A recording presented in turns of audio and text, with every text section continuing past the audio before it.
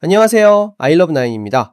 오늘도 찾아와 주셔서 정말 감사드리고요. 아직 구독 안 하신 분들은 지금 바로 구독 버튼 꾹 눌러주시고 좋아요와 알림 설정까지 부탁드릴게요. 자, 여러분, 오늘 다룰 내용은 진짜 심상치 않습니다. 테슬라, 일론 머스크 하면 뭐가 떠오르세요? 전기차의 혁명, 자율주행의 미래, 그리고 로보택시죠. 근데 말이에요. 최근에 일론 머스크가 자신의 X 계정에다가 엄청난 발표를 하나 했어요. 오스틴의 테슬라 로보택시 플릿이 다음 달에 2배로 늘어날 것이라고요. 자, 여기서 여러분, 2배라는 단어 들으면 어떤 느낌이 드세요? 엄청난 성장, 급격한 확장, 폭발적인 수요. 뭔가 테슬라가 로보택시 사업에서 대박을 터뜨리고 있다는 느낌이 확 오잖아요. 근데 말입니다, 여러분. 이 2배라는 말 뒤에 숨겨진 실제 숫자를 보면요. 이게 과연 성공 스토리인지 아니면 완전히 다른 이야기인지 헷갈리기 시작합니다. 이게 무슨 말이냐고요? 지금부터 제가 하나하나 자세히 파헤쳐 드릴게요. 먼저 배경 설명부터 들어가 볼까요? 테슬라는 자율주행 기술의 궁극적인 목표로 로보택시 서비스를 추진하고 있어요. 로보택시가 뭐냐고요? 운전자 없이 완전 자율주행으로 승객을 태우고 다니는 택시 서비스를 말하는 거죠. 테슬라는 이걸 텍사스 오스틴에서 파일럿 프로그램으로 돌리고 있는데요. 오스틴을 선택한 이유가 있어요. 일단 테슬레다의 기가팩토리가 오스틴에 있고 회사 본사도 오스틴으로 옮겼거든요. 그러니까 엔지니어들이 가까이 있고 테스트하기도 편하고 회사 입장에서는 통제하기 좋은 완벽한 샌드박스 환경인 거죠. 자, 그럼 이제 본격적으로 숫자 이야기를 해볼까요? 여러분, 준비되셨어요? 이 부분이 진짜 핵심입니다. 현재 오스틴에서 운영되고 있는 테슬라 로보택시는 몇 대일까요? 이건 테슬라가 공식적으로 발표한 숫자가 아니에요. 대신에 오픈소스 커뮤니티에서 운영하는 로보택시 트래커가 있는데요. 이게 뭐냐면 일반 시민들이 로보택시를 목격할 때마다 제보하고 번호판 데이터를 크라우드 소싱 방식으로 모으는 거예요. 진짜 똑똑하죠? 그래서 이 트래커에 따르면요. 현재 오스틴 지오펜스 안에서 운영되고 있는 고유한 로보택시 차량이 정확히 29대라는 겁니다. 29대요, 여러분. 생각보다 적죠? 자, 그럼 일론 머스크가 말한 2배로 늘린다는 게 무슨 의미일까요? 간단한 산수입니다. 30대 곱하기 2는 60대예요. 그러니까 12월에 테슬라가 약속을 지킨다면 오스틴에서 운영되는 로보택시는 대략 60대 정도가 되는 거죠. 60대. 나쁘지 않네요? 아니죠. 여러분, 여기서 정말 중요한 포인트가 나옵니다. 불과 몇 주 전에 있었던 테슬라의 2025년 3분기 실적 발표회를 기억하시나요? 거기서 테슬라가 2025년 말까지의 목표를 명확하게 제시했어요. 그게 뭐였냐고요? 오스틴에서 500대의 로보택시를 운영하겠다는 거였어요. 500대요, 여러분. 500대. 근데 지금 60대라고요? 아, 잠깐만요. 혹시 커뮤니티 트래커가 정확하지 않을 수도 있잖아요. 그래서 제가 계산을 좀 더 해봤어요. 설령 이 커뮤니티 트래커가 100% 오차가 있다고 가정해 봅시다. 그러면 실제로는 2배가 되니까 120대 정도가 되는 거 아니겠어요? 그래도 테슬라는 2025년이 끝날 때 오스틴에서 운영하는 로보택시가 100대도 채 안 될 가능성이 높다는 거예요. 500대 목표였는데 60대, 많이 잡아도 100대. 이게 대체 무슨 일인 걸까요? 자, 여기서 더 중요한 문제가 있어요. 이건 단순히 숫자만의 문제가 아니라는 거죠. 3분기 목표가 뭐였냐면요. 단순히 500대의 차량을 도로에 배치하는 게 아니었어요. 그 500대가 오스틴 전역에서 안전 모니터 없이 운영되는 거였어요. 이게 핵심이에요, 여러분. 지금 오스틴에서 운영되고 있는 모든 로보택시 탑승 경험은 뭐냐면요. 슈퍼바이즈드 FSD 경험이에요. 슈퍼바이즈드가 뭐냐고요? 감독받는다는 뜻이죠. 그러니까 차량 안에 테슬라 직원이 운전석에 앉아 있고 언제든지 개입할 준비를 하고 있다는 거예요. 완전 자율주행이 아니라는 말이죠. 그럼 여기서 계산을 좀 해볼까요? 차량 60대를 운영하려면 직원이 몇 명 필요할까요? 교대 근무, 휴식 시간, 주말까지 고려하면요. 대략 150명에서 200명 정도의 직원이 필요해요. 그럼 500대를 운영하려면요? 여러분, 이거 계산해 보니까 거의 1000명에 가까운 안전 모니터 직원을 고용해야 한다는 거예요. 1000명이요? 이게 말이 됩니까? 테슬라의 로보택시 비즈니스 모델 전체가 뭐예요? 운전자가 필요 없는 완전 자율주행 택시잖아요. 그런데 1000명의 사람을 고용해서 차 안에 앉혀놓는다? 이건 운영상으로도 말이 안 되고, 재정적으로도 말이 안 되고, 테슬라가 추구하는 로보택시 모델 자체와 완전히 모순되는 거라고요. 여기서 우리가 알 수 있는 건 뭘까요?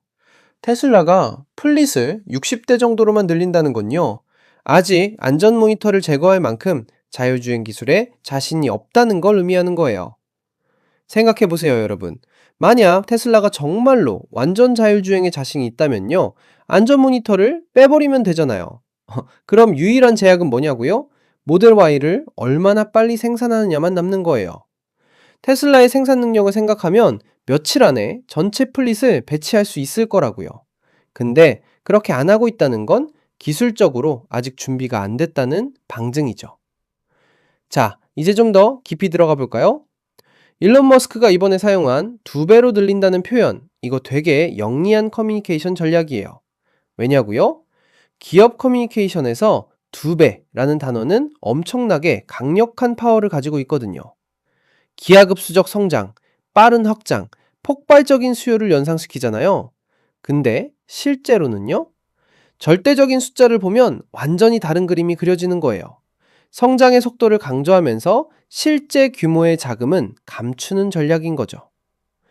솔직히 말해서 30대에서 60대로 늘어나는 것도 성장은 성장이에요. 부정할 수는 없죠. 근데 이게 몇 주 전에 약속했던 500대라는 목표와 비교하면요, 이건 성공적인 확장이 아니라 목표의 대폭 축소라고 봐야 하는 거 아닐까요? 그럼 다음으로 넘어가 볼게요. 현재 오스틴에서 로보택시를 이용하려고 하면 대기 시간이 얼마나 될까요? 무려 30분이에요. 30분. 일반 우버나 리프트는 보통 5분 안에 오잖아요. 근데 30분을 기다려야 한다는 건 공급이 심각하게 부족하다는 거죠. 그런데 말이에요, 여러분. 이 공급 부족 문제의 원인이 뭘까요? 차가 부족해서? 아니에요. 테슬라는 모델 Y를 하루에도 수백 대씩 생산할 수 있어요. 진짜 문제는 뭐냐고요? 자율성의 부족이에요.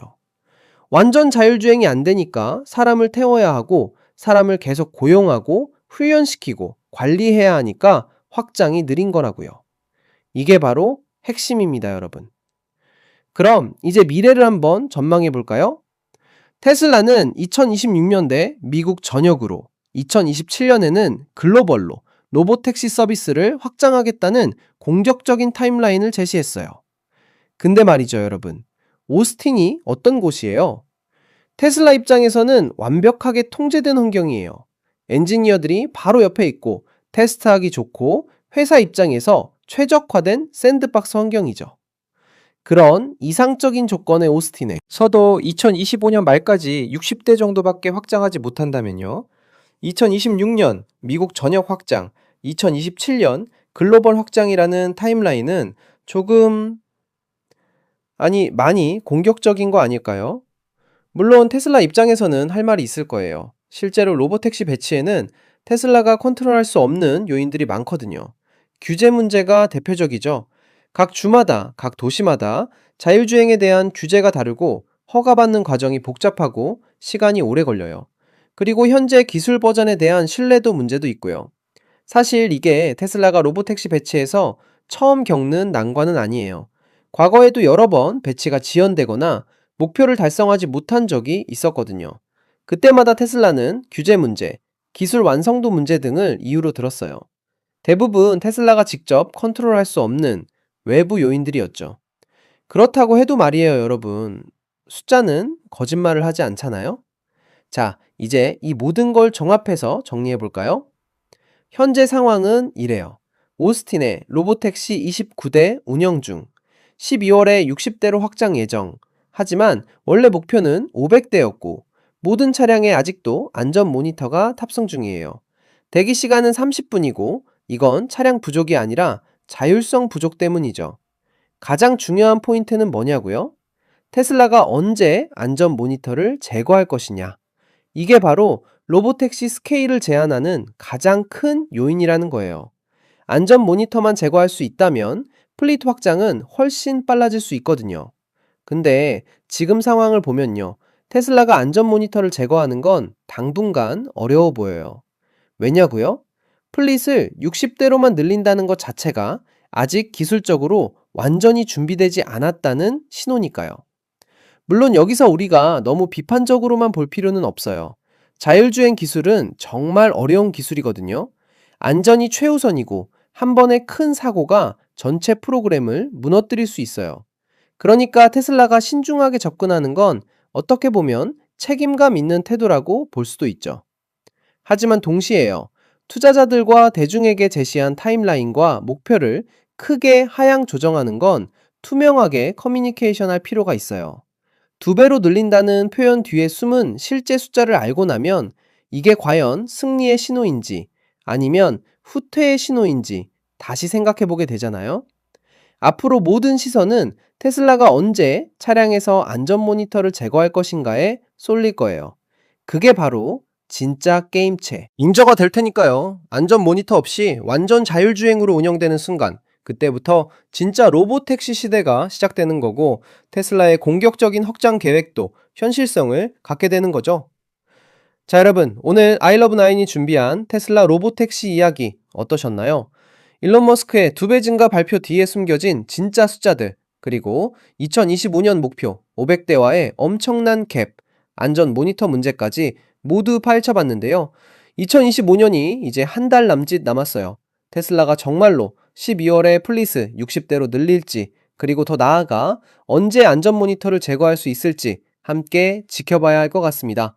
오늘 영상 유익하셨다면 좋아요 버튼 꼭 눌러주시고요. 아직 구독 안 하신 분들은 구독과 알림 설정까지 부탁드립니다. 테슬라와 자율주행 관련 최신 소식 아이러브나인이 계속 가져올게요. 다음 영상에서 또 만나요. 여러분 안녕.